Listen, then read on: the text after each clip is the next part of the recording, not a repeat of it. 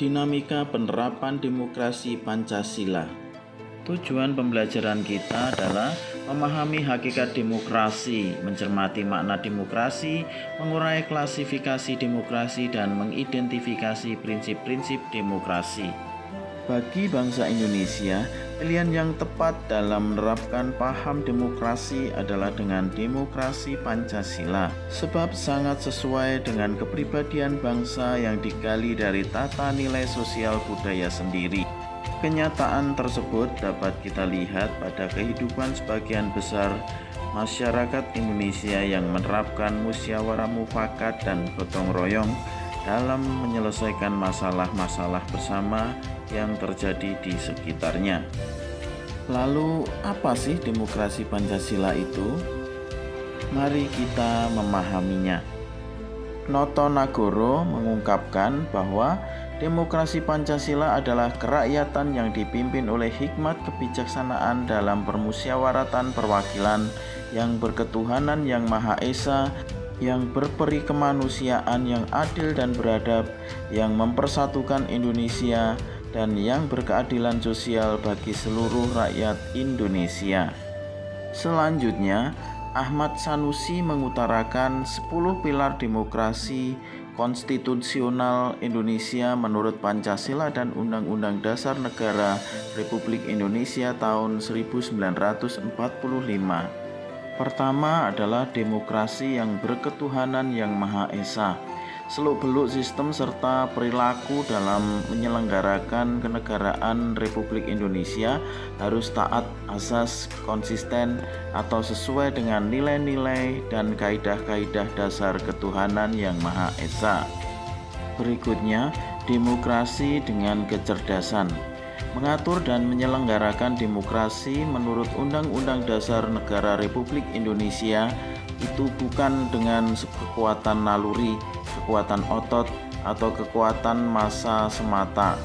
Pelaksanaan demokrasi itu justru lebih menuntut kecerdasan rohaniah, kecerdasan akhlak, kecerdasan rasional, dan kecerdasan emosional.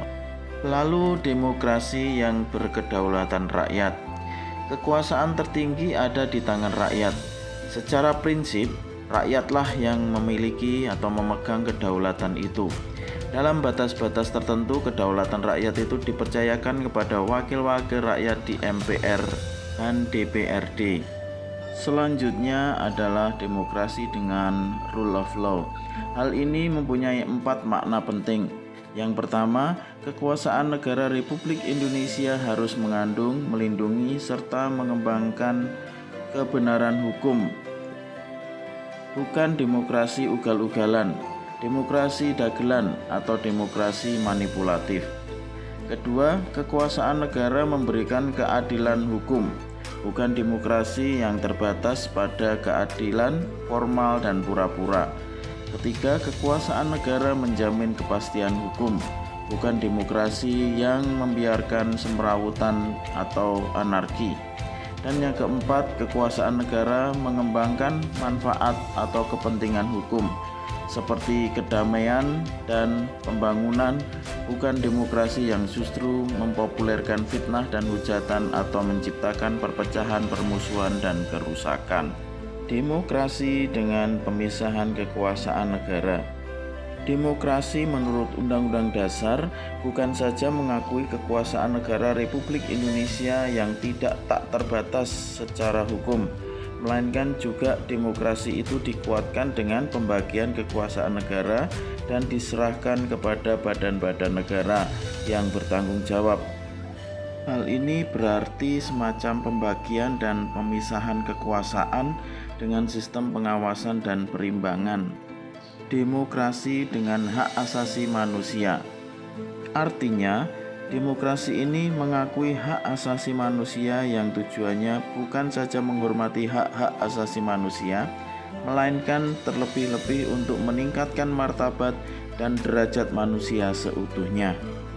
Demokrasi dengan pengadilan yang merdeka. Demokrasi ini menghendaki diberlakukannya sistem pengadilan yang merdeka, yang memberi peluang seluas-luasnya kepada semua pihak yang berkepentingan untuk mencari dan menemukan hukum yang seadil-adilnya di muka pengadilan yang merdeka. Penggugat dengan pengacaranya, penuntut umum dan terdakwa dengan pengacaranya mempunyai hak yang sama untuk mengajukan konsideran, dalil-dalil, fakta-fakta, saksi, alat pembuktian, dan petitumnya. Demokrasi dengan otonomi daerah. Otonomi daerah merupakan pembatasan terhadap kekuasaan negara, khususnya kekuasaan legislatif dan eksekutif di tingkat pusat, dan lebih khusus lagi pembatasan atas kekuasaan presiden. Undang-Undang Dasar secara jelas memerintahkan dibentuknya daerah-daerah otonom pada provinsi dan kabupaten atau kota. Dengan peraturan pemerintah, daerah otonom itu dibangun dan disiapkan untuk mampu mengatur dan menyelenggarakan urusan pemerintahan sebagai urusan rumah tangga sendiri yang diserahkan oleh pemerintah pusat kepada pemerintah daerah. Berikutnya adalah demokrasi dengan kemakmuran. Demokrasi itu bukan hanya soal kebebasan dan hak, bukan hanya soal kewajiban dan tanggung jawab, bukan pula hanya soal mengorganisir kedaulatan rakyat atau pembagian kekuasaan negara. Demokrasi itu bukan pula hanya soal otonomi daerah dan keadilan hukum. Sebab bersamaan dengan itu semua, demokrasi menurut Undang-Undang Dasar ternyata ditujukan untuk membangun negara kemakmuran oleh dan untuk sebesar-besarnya kemakmuran rakyat Indonesia. Dan yang terakhir adalah demokrasi yang berkeadilan sosial. Demokrasi menurut Undang-Undang Dasar menggariskan keadilan sosial di antara berbagai kelompok, golongan, dan lapisan masyarakat. Tidak ada golongan, lapisan, kelompok, satuan, atau organisasi yang jadi anak emas yang diberi berbagai keistimewaan atau hak-hak khusus. Nah, yang menjadi pertanyaan selanjutnya adalah apa sebenarnya yang menjadi karakter utama demokrasi Pancasila?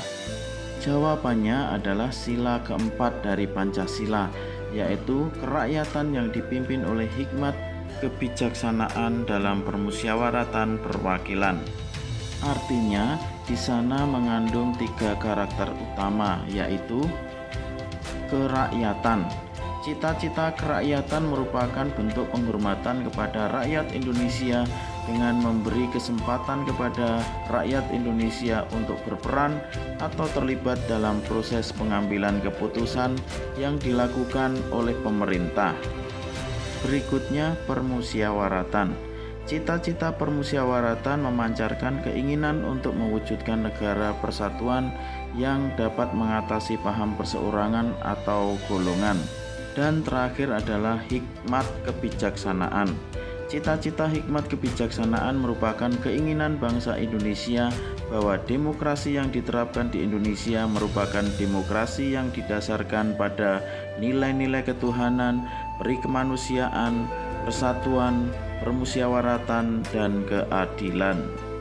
Demokrasi Pancasila ini juga mengandung beberapa nilai moral yang bersumber dari Pancasila, yaitu persamaan bagi seluruh rakyat Indonesia, keseimbangan antara hak dan kewajiban, pelaksanaan kebebasan yang dipertanggungjawabkan secara moral kepada Tuhan Yang Maha Esa, diri sendiri, dan orang lain, mewujudkan rasa keadilan sosial, pengambilan keputusan dengan musyawarah mufakat, mengutamakan persatuan nasional dan kekeluargaan, dan yang terakhir adalah menjunjung tinggi tujuan dan cita-cita nasional.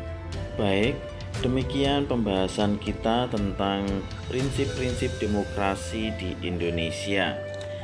Tetap semangat dan selalu menjaga kesehatan.